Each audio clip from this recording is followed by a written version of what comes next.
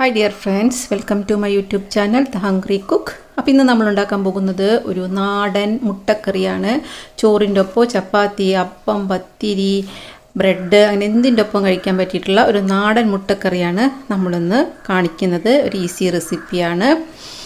അപ്പോൾ നമുക്കത് ഉണ്ടാക്കാൻ വേണ്ടിയിട്ട് ഞാനിപ്പോൾ ചീനച്ചട്ടിയിലാണ് അത് ഉണ്ടാക്കുന്നത്. ചീനച്ചട്ടിയാണോ പാനാണോ അങ്ങനെ നമ്മൾ എടുക്കുന്ന ആ പാത്രത്തിനനുസരിച്ചിട്ട് നമ്മുടെ കറികൾക്കും വ്യത്യാസം വരും.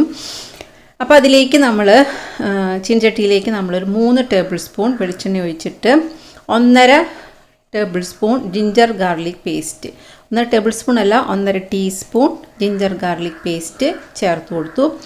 ഇനി ഈ ജിഞ്ചർ ഗാർലിക് പേസ്റ്റ് മൂത്തിട്ട് നല്ലൊരു മണം വരണം. അതുവരെ നമ്മൾ ഈ വെളിച്ചെണ്ണയിൽ അത് മൂപ്പിക്കണം. അതിനുശേഷം നമുക്ക് പച്ചമുളക് നടു കീറിയിട്ട് വേണം ചേർക്കാട്ടോ. അങ്ങനെ തന്നെ ചേർത്ത് കൊടുത്തിട്ടുണ്ടെങ്കിൽ അത് പൊട്ടിത്തെറിക്കും.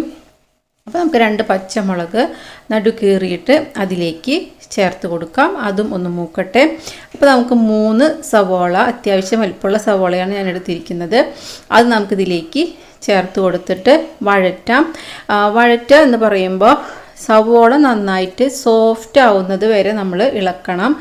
സവോള സോഫ്റ്റ് ആവാന്ന് പറഞ്ഞാൽ മുരിഞ്ഞ് വരരുത്, ആ പാകില്ല, അതായത് മുരിയരുത്. പക്ഷേ സവോള വെന്തിട്ട് ഇങ്ങനെ കുഴഞ്ഞ പാകത്തിലേക്ക് വരണം. അതാണ് ഈ മുട്ടക്കറിയുടെ പാകം. നമുക്കൊപ്പം കുറച്ച് കറിവേപ്പിലയും കൂടി ഇട്ട് കൊടുക്കാം. അപ്പോൾ ഞാൻ നേരത്തെ പറഞ്ഞല്ലോ, പാത്രങ്ങൾ മാറുന്നതിനനുസരിച്ച് രുചി മാറും എന്ന് പറയാനുള്ളതിൻ്റെ കാരണം എന്ന് വെച്ചിട്ടുണ്ടെങ്കിൽ, നമ്മളിപ്പോൾ ഒരു പരന്ന ഫ്രൈങ് പാനിലാണെങ്കിൽ നമുക്ക് ഈ സവോള പെട്ടെന്ന് മുരിഞ്ഞ് വരും. അതായത് ഇത്ര ടൈം എടുക്കില്ല നമ്മൾ ഫ്രൈങ് പാനിൽ ചെയ്യുമ്പോൾ. പക്ഷേ അത് പെട്ടെന്ന് മുരിഞ്ഞ് വരുമ്പോൾ അതിനൊരു വേറെ രുചിയായിരിക്കും. പക്ഷെ നമ്മൾ ഇതുപോലെ ചീനച്ചട്ടി പോലെയുള്ള പാത്രങ്ങളിലാവുമ്പോൾ വഴന്ന് വരാൻ കുറച്ചും കൂടെ ടൈം എടുക്കുകയും ചെയ്യും. അത് അങ്ങനെ മൊരിയില്ല. മൊരിയണമെങ്കിൽ നമ്മൾ നന്നായിട്ട് എണ്ണ ഒഴിച്ചു കൊടുക്കണം, എന്നാൽ മാത്രമേ അത് മൊരിയുള്ളൂ. അതിങ്ങനെ കുഴഞ്ഞിട്ടാണ് വരിക, അതായത് വെന്ത് സോഫ്റ്റ് ആവുക ചെയ്യുക സവോള. അപ്പോൾ അതനുസരിച്ച് നമ്മൾ ഒരേ റെസിപ്പി തന്നെയാണ് ഫോളോ ചെയ്യുന്നതെങ്കിലും ടേസ്റ്റിൽ വളരെ വ്യത്യാസം ഉണ്ടാവും പാത്രങ്ങൾ മാറുമ്പോൾ. അപ്പോൾ നമ്മൾ ഇതിങ്ങനെ വഴന്ന് വന്നപ്പോൾ 1.5 ടീസ്പൂൺ മുളക് പൊടി, കാശ്മീരി ചില്ലിയാണ് ചേർത്തിരിക്കുന്നത്. 1 ടീസ്പൂൺ മല്ലിപ്പൊടി. മല്ലിപ്പൊടി ഒരുപാട് ചേർക്കരുത്. മല്ലിപ്പൊടി 1 ടീസ്പൂൺ തന്നെ ചേർത്താൽ മതി. പിന്നെ നമുക്ക് മഞ്ഞൾപ്പൊടിയും 1 ടീസ്പൂൺ ചേർത്ത് കൊടുക്കാം. പിന്നെ ഗരം മസാല 1 ടീസ്പൂൺ ചേർക്കാം. അപ്പോൾ ഗരം മസാലയുടെ ഫ്ലേവർ ഇങ്ങനെ കുറച്ച് കൂടുതലുണ്ടാവട്ടെ, കാരണം നമ്മളിനി വീണ്ടും ഗരം മസാല ചേർക്കും. അപ്പോൾ ഈ പൊടികളെല്ലാം നന്നായി മൂക്കണം. അപ്പോൾ ഇതിനൊരു എളുപ്പപ്പണി എന്ന് പറഞ്ഞിട്ടുണ്ടെങ്കിൽ, നമുക്ക് വേണമെങ്കിൽ പൊടികൾ ആദ്യം മൂപ്പിച്ച് വെക്കാം. അതായത് എണ്ണയില്ലാതെ വെറുതെ ഇങ്ങനെ റോസ്റ്റ് ചെയ്ത് വെക്കുകയാണെങ്കിൽ പിന്നീട് ഇതിൽ വെറുതെ ഇങ്ങനെ ഒന്ന് ഇളക്കിയെടുക്കേ വേണ്ടൂ. ഇതുപോലെ മൂക്കാൻ വേണ്ടിയിട്ട് നമുക്ക് വഴറ്റിയെടുക്കേണ്ട ആവശ്യമില്ല. അപ്പോൾ അതങ്ങനെ ഒരു എളുപ്പപ്പണിയുണ്ട്.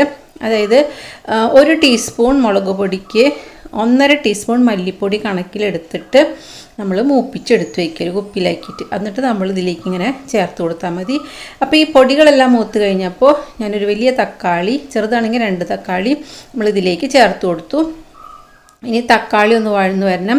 തക്കാളി നന്നായി വെന്താൽ മതി. ഉടഞ്ഞ് തക്കാളി കാണാത്ത പോലെ ഇതിലേക്ക് ചേരണമെന്നൊന്നുമില്ല. നന്നായിട്ടിങ്ങനെ വഴന്ന് വരണം. അപ്പോൾ അതുപോലെ ഈ തക്കാളി വഴന്ന് വരുന്നതിലും നമ്മളുടെ കറിയിൽ വ്യത്യാസം ഉണ്ടാവും. തക്കാളി വഴുന്നത് മാറിയാലും ടേസ്റ്റിൽ വ്യത്യാസം വരും. അപ്പോൾ തക്കാളി നമ്മൾ വെന്തിട്ടുണ്ട്, വഴന്ന് ചേർന്നിട്ടില്ല, വെന്തു.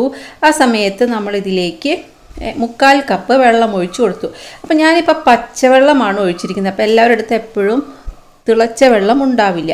അപ്പോൾ നമ്മൾ എന്ത് ചെയ്യണം, ഈ മസാല ഒരു ഭാഗത്തേക്ക് മാറ്റി വെച്ചിട്ട് നമ്മൾ വെള്ളം ഒഴിച്ചു കൊടുത്തിട്ട് വെള്ളം നന്നായി ചൂടാവുകയോ തിളയ്ക്കുകയോ ചെയ്തതിന് ശേഷം മാത്രം നമ്മൾ ഈ മസാല ഇതിലേക്ക് മിക്സ് ചെയ്യാം. അല്ലെങ്കിൽ എന്താ വെച്ചിട്ടുണ്ടെങ്കിൽ മസാലയുടെ ടെക്സ്ചർ മാറിപ്പോകും. അപ്പോൾ അത് ഉണ്ടാവാതിരിക്കുകയാണെങ്കിൽ നമ്മൾ തിളച്ച വെള്ളം ഉണ്ടെങ്കിൽ തിളച്ച വെള്ളം ഡയറക്റ്റ് നമുക്ക് അതിലേക്ക് തന്നെ ഒഴിച്ചു കൊടുക്കാവുന്നതാണ്.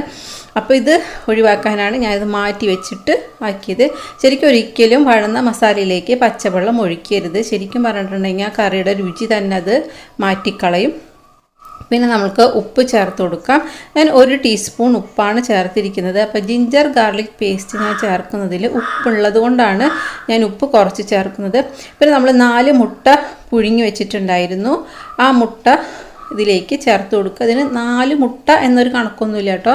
ഇതിൽ നമുക്ക് ആവശ്യത്ര മുട്ട കഴിക്കണോ അത്രയും കഴിക്കാം. ഇത് 4 പേർക്ക് സുഖമായിട്ട് കഴിക്കാവുന്ന കറിയുണ്ട്. അപ്പോൾ നിങ്ങൾക്ക് മുട്ട എത്ര എണ്ണം കഴിക്കണോ അത്രയും എണ്ണം മുട്ട വേണമെങ്കിൽ കഴിക്കാം, അല്ല ഇതിൽ ചേർക്കാം. പിന്നെ നമ്മൾ അവസാനമായിട്ട് ഇതൊന്നിങ്ങനെ തിളച്ച് കുറുകി വരണം, വല്ലാതെ കുറുകണ്ട, എന്നാലും ഒന്ന് കുറുകി വരണം. അപ്പോൾ നമുക്ക് കുരുമുളക് പൊടി 1 ടീസ്പൂണും കുറച്ച് കസൂരി മേത്തി, ഇത് നിർബന്ധമില്ല, അതിൻ്റെ ഫ്ലേവർ ഇഷ്ടമുള്ളവർക്ക് ചേർത്ത് കൊടുക്കുക കേട്ടോ. അത് ശരിക്കും പറഞ്ഞാൽ മുട്ടക്കറിക്ക് നല്ലൊരു ഫ്ലേവറാണ് ഈ കസൂരി മേത്തി കൊടുക്കുക. നിങ്ങൾക്ക് ഇഷ്ടമുണ്ടെങ്കിൽ മാത്രം ചേർത്താൽ മതി. പിന്നെ നമുക്ക് ഗരം മസാല ഒരു 1/2 ടീസ്പൂൺ ഏകദേശം. അപ്പോൾ നമ്മൾ നേരത്തെ ചേർത്തിട്ടുണ്ടല്ലോ, അപ്പോൾ അതുകൊണ്ട് ഇപ്പോൾ നമ്മളൊരു ഫ്ലേവർ ഒന്ന് മുമ്പിൽ നിൽക്കാൻ വേണ്ടിയിട്ട് നമ്മൾ കുറച്ചിങ്ങനെ ചേർത്തിട്ട് നമ്മളിതൊന്നും കൂടെ തിളപ്പിക്കുക. പിന്നെ ഇതിൻ്റെ ഏറ്റവും പ്രധാനപ്പെട്ട ഒരു ചേരുവയുണ്ട്, അത് ചേർത്തേ പറ്റൂ ഈ മുട്ടക്കറിയിൽ, അതാണ് ശരിക്കും നല്ല രുചി കൊടുക്കുന്നത്. ഇപ്പോൾ നമ്മൾ ടേസ്റ്റ് ബാലൻസ് ചെയ്യാൻ വേണ്ടിയിട്ട് ഒരു 1/2 ടീസ്പൂൺ പഞ്ചസാര ചേർത്ത് കൊടുത്തു. അതായത് നമ്മൾ ഈ തക്കാളി ഇതൊക്കെ ചേർത്ത് കഴിയുമ്പോൾ ചെറിയൊരു പുളിരസം മുന്നിൽ നിൽക്കണ പോലെ തോന്നും നമുക്ക്.